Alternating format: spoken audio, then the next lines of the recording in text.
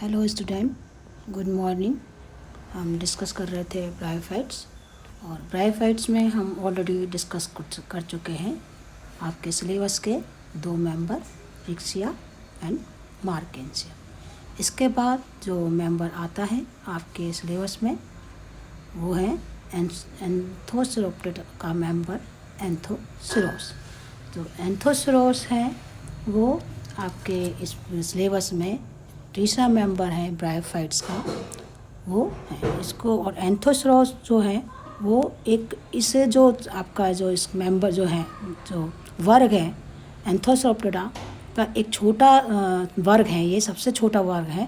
और इसमें जो मेंबर की संख्या है वो भी उनको क्या कहलाते हैं वो हॉर्नवर्ड कहलाते हैं। क्या कहलाते हैं?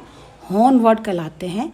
और हॉर्नवर्ड इसलिए कहलाते हैं क्योंकि इनके जो ऊपर जो है थैलस के ऊपर एक लंबाकार बेलनाकार स्पोरोगोनियम है, सींग के समान स्ट्रक्चर इसके ऊपर दिखाई देता है, लंबा का। ये आपको जहाँ दिख रहा है स्क्रीन के ऊपर, थैलस के ऊपर ये एक लंबा स्ट्रक्चर होर्न के लाइक सींग के समान स्ट्रक्चर लगा रहता है।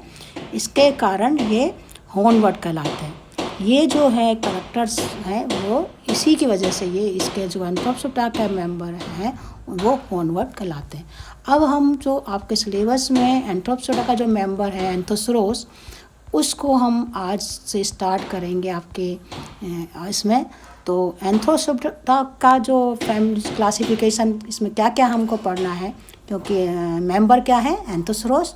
तो एंथोसेरोस में हम डिस्कस करेंगे उसका क्लासिफिकेशन, ऑकरेंस कहाँ कहाँ पाया जाता है, कैसा इसका थैलस है, थैलस में भी इसकी कैसी मॉर्फोलॉजी है, कैसा इसकी एनाटॉमी है थैलस की, इसमें रिप्रोडक्शन कितने प्रकार का पाया जाता है, वेजिटेटिव रिप्रोडक्शन और सेक्सुअल रिप्रोडक्शन।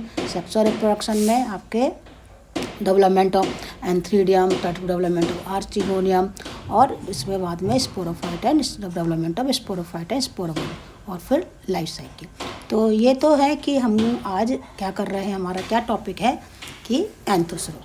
तो हम बात करें कि अब यह है कि क्लासिफिकेशन क्या है तो हमेशा अब हम क्या है नंबर 1 पे हमारा है क्लासिफिकेशन। तो क्लासिफिकेशन की है कि क्या है क्लासिफिकेशन एंथोसेरोस का। तो क्लासिफिकेशन है, डिवीज़न है तो एंथोसेरोप्टेरा। इसके बाद में इसकी जो ऑर्डर है वो है एंथोसेरोटेल्स, फैमिली एंथोसेरेसी और जीनस एंथोसेरोस। अब जो है कि एंथोसेरोसी फैमिली के क्या क्या कैरेक्टर्स हैं, कि क्या क्या मेन कैरेक्टर्स है, जनरल कैरेक्टर्स की बात करें कि एंथोसेरोसी फैमिली के क्या कैरेक्टर्स हैं, जो कि मार्केंसियेसी फैमिली या रिक्सियेसी फैमिलीज के अंदर जो कैरेक्टर नहीं पाए थे वो एंथोसेरोसी फैमिली में हैं। इसके दूसरे ही कैरेक्टर्स हैं। तो क्या है इसमें कि एक तो ये इसको समान रूप से उष्ण और शीतोष्ण भागों में ये अच्छी तरह से ग्रो करता है। प्लांट जो है पौधा जो थैलस है वो छायादार नम स्थानों पर उगते हैं। प्लांट बॉडी या थैलस जिसकी बात हम करें डार्क गहरे ग्रीन कलर के होते हैं और प्रोस्टेट होते हैं, शयन पृष्ठधारी थैलस होता है। थैलस में वेल डेवलप्ड सुपस्ट मिडरिप या मध्य सिरा का अभाव होता है। जबकि हमने देखा था कि मार्केंसिया और आपके रिक्सिया में वेल डेवलप्ड मिडरिप पाई जाती थी, जबकि एंथोसेरोस में इस तरह का मिडरिप नहीं एब्सेंट होती, मतलब मध्य सिरा थैलस में नहीं पाई जाती हैं। सरफेस के ऊपर डोर्सल सरफेस पर वेंट्रल सरफेस पे यूनिसेलुलर अनब्रांच स्मूथ वॉल ही राइजोइड्स उपस्थित होते हैं। इसमें हम बात कहें कि इसमें जो ट्यूबरकुलेट राइजोइड स्मूथ वॉल तो प्रेजेंट होते हैं, लेकिन ट्यूबरकुलेट राइजोइड जो हैं वो एब्सेंट होते हैं। वेंट्रल उस पे सरफेस पे इसके जो हैं सरफेस पे डोर्सल सरफेस पर हैंड लेंस दिखाई देते हैं।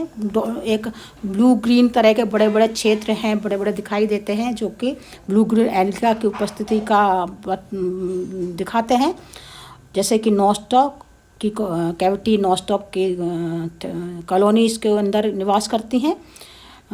सेल के अंदर हरित लवक पाया जाता है और केंद्र में पेरिनोइड की स्ट्रक्चर पाई जाती है। फर्टाइल थैलस में लंबे सींग के आकार का स्पोरोफाइट प्रेजेंट होता, जिसकी वजह से इनको हॉर्नवर्ड कहलाते हैं। तो ये तो हो के बात हो गई है एंथोसोरस का क्लासिफिकेशन। अब इसके बाद में कि कहाँ कहाँ ये प्राप्त होते हैं, कहाँ कहाँ पाए जाते हैं, तो क्या है हो गया क्लासिफिकेशन, ब्रायोफाइटा, एंथोस्टोडा, एंथोसेरोटेल्स, एंथोसोरिएसी, एंथोसोरस। अब है कि ये एंथोसोरस कहाँ ग्रो करते हैं, कहाँ अधिकता में पाए जाते हैं, इनकी ऑकरेंस कहाँ है, प्राप्ति स्थान कहाँ पर है। तो एंथोसोरस का जो थैलस है वो उष्ण एवं शीतोष्ण सभी स्थानों पर आसानी से अपना जीवन ग्रो करते हैं, मतलब अपना आसानी से ग्रो करते हैं। और ये जो है वर्ल्ड वाइड, मतलब सभी जगह ये पाए जाते हैं। इनकी जो स्पीसीज़ हैं मोस्ट प्लेसेस, शैडो छायादार स्थलों पर मिलती है, नदी के किनारे, गीली मिट्टी, नम चट्टानों की दरारों में, या मोस्ट प्लेसेस पे आसानी से ये ग्रो कर सकते हैं। ज़मीन पर पड़े इवन बूढ़ी, जैसे कोई पेड़ कट गया के गिर गया है, पड़े उनको उनमें ग्रो हो गए या सड़ गड़ गए हैं, उनमें पर भी कुछ स्पीसीज आसानी से ग्रो होती है एंथोसोरस की। एंथोसोरस में जो है मरुभूमि क्षेत्रों में उगने की क्षमता कम पाई जाती है। इसकी जो वंश की जो है 200 स्पीसीज़ में से काफ़ी कम, मतलब 25 स्पीसीज़ ही हैं जो कि 5000 से 8000 फुट की ऊंचाई पर अपना आसानी से अपना जीवन यापन कर, मतलब आसानी से ग्रो कर सकती हैं। हिमालय क्षेत्रों में इसकी जो स्पीसीज़ हैं एंथोसोरस की आसानी से उगती हैं, जैसे कि एंथोसोरस हिमालयेंसिस, एंथोसोरस चंबेलियंसिस और एंथोसोरस इरेक्टस। तो कुछ स्पीसीज़ हैं जो इंडिया हिमालयन रीजन में पाई जाती है। इवन एंथोसोरस की कुछ स्पीसीज़ जो हैं वो राजस्थान में भी ग्रो करती हैं, जैसे कि एंथोसोरस इरेक्टस जो हैं राजस्थान के माउंट आबू में ये स्पीसीज़ पाई जाती हैं। जब तथा कुछ स्पीसीज़ हैं जो नैनीताल, दार्जिलिंग, डलहौजी, दक्षिण भारत के पर्वतीय क्षेत्रों में ये ग्रो करता है। जैसे कि एंथोसोरस इरेक्टस की जो जाति है वो मोनोकार्पिक है या एक फलन जाति होती है। इसमें स्पोरोगोनियम के जो स्फुटन के बाद ये नष्ट हो जाते हैं, और जबकि एंथोसोरस लिविस हैं वो पेरिनल स्पीसीज होती है। तो ये बात हो गई है एंथोसोरस के, हमने बात करी एंथोसोरस के थैलस कैसा है, एंथोसोरस का क्लासिफिकेशन, और एंथोसोरस के हमने बात करी कि ऑकरेंस की।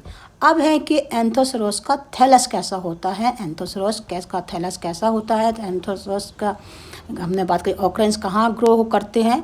अब है कि एंथोसोरस का थैलस, मतलब मॉर्फोलॉजी की बात करें कि कैसा दिखाई देता है एंथोसोरस का थैलस।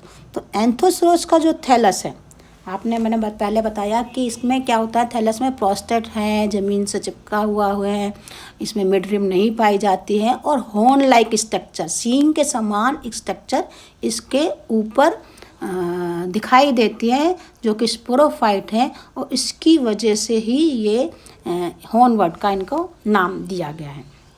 और थैलस कैसा है बताया, प्रोस्टेट है, छोटा है, पृष्ठधारी है, और इसमें जो है बहुत कम, ज़्यादा ब्रांच जैसा नहीं, ज़्यादा अनब्रांच्ड ब्रांच तो है पर ज़्यादा डिवाइडेड नहीं है नीचे तक।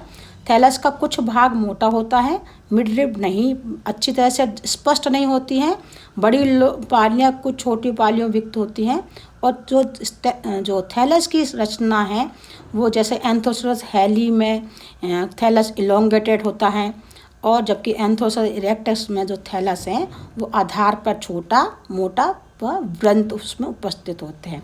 इसमें मतलब स्पीसीज टू स्पीसीज थैलस जो है वो वेरी कर सकता है एंथोसोरस का। तो एक्सटर्नल मॉर्फोलॉजी की बात है कि ये देखिए यहाँ पर चित्र में आपको दिख रहा है, यहाँ पर ये देखिए थैलस है, इसमें ये स्पोरोफाइट होर्न लाइक जो स्ट्रक्चर है वो स्पोरोफाइट कहलाते हैं।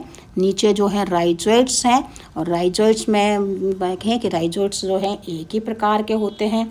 इसमें राइजोइड्स जो हैं कि सिंपल स्मूथ वॉल राइजोइड्स पाए जाते हैं, जैसे कि थैलस के अब हम कहें कि अगर ऊपरी सरफेस है, सरफेस कैसी होती है थैलस की ऊपरी सरफेस है, तो एंथोसोरस की जैसे एंथोसोरस लिवेस जो है वो सरफेस ऊपर की कैसी होती है, चिकनी होती है, जबकि एंथोसोरस फ्यूजिलिफॉर्मिस में जो है थैलस की सरफेस होती है वो खुरदरी होती है, चिकनी नहीं होती है। एंथोसोरस क्रूसिफरस की जो थैलस की सरफेस पे है वो फ्लैट वल्वेटी मतलब मखमली जैसी होती है, उसमें कुछ लोब लाइक स्ट्रक्चर या कुछ स्ट्रक्चर इस तरह से स्ट्रक्चर कुछ ग्रो होती है जिससे कि वो ऐसे होता है मखमली चाप, कुछ चपटी सी मखमली कुछ सिस्टम उसके ऊपर लगा हुआ है। तो इवन सरफेस भी जो है एंथोसोरस के थैलस की ऊपरी सतह है वो भी वेरी करती है स्पीसीज टू स्पीसीज। और वेंटर सरफेस की बात करें तो वेंटर सरफेस जो है थैलस की वो एंथोसोरस में भी जैसे कि क्या है उसके नीचे यूनिसेलुलर एक कोशिकीय अनब्रांच स्मूथ वॉल्ड राइजोइड्स होते हैं जिनके द्वारा ये जो थैलस है वो भूमि पर स्थिर रहता है और अवशोषण का काम भी में मदद करता है। इसमें ट्यूबरकुलेट राइजोइड्स जो हैं वो अनुपस्थित होते हैं और किसी भी प्रकार के जो कि बात कर रहे थे स्केल्स हैं वो भी नहीं पाए जाते हैं। इसमें सतह पर छोटे छोटे गोल या ये ज़रूर है कि इसके जो थैलस के नीचे थोड़े छोटे छोटे गोल एक स्ट्रक्चर पाए छोटे छोटे वो पाए जाते हैं जिनमें कि कहते हैं कि वो नील रहित क्षेत्र होते हैं जिनमें आसानी से जो कि उनको हम हैंड लेंस के द्वारा देख सकते हैं और हैंड लेंस में आँखों से काले बिंदु इवन नेकेड आई से दिखाई देते हैं और वो ये एंथोसोरस के थैलस की पहचान है। वो जो क्षेत्र दिखते हैं नीले ब्लू ग्रीन कलर के वो एंथोसोरस के एक तो ये है कि स्पोरोगोनिया इसको स्पोरोफाइट दिखाई देता है होन लाइक स्ट्रक्चर, और वो ब्लू ग्रीन कलर के जो काले बिंदु तरह के जो ग्रीन क्षेत्र दिखाई देते हैं हैंड से या नंगे नेकेड आई से, वो ब्लू ग्रीन एल्गी जो है इसके थैलस के ऊपर ग्रो करती है अपनी कैविटी के अंदर, कैविटीज़ में म्यूसिलेशनस कैविटी में पाई जाती हैं, वो इसके इसका आइडेंटिफिकेशन कि भाई ये एंथोसोरस का थैलस है। तो ये हमने आज बात करी इसमें कि क्लासिफिकेशन ऑफ एंथोसोरस और एंथोसोरस कहाँ पाया जाता है ऑकरेंस और बाहर लक्षण थैलस के एंथोसोरस के। अगली क्लास में हम डिस्कस करेंगे एंथोसोरस का एनाटॉमी या internal structure of thallus. Okay बच्चों, थैंक यू वेरी मच।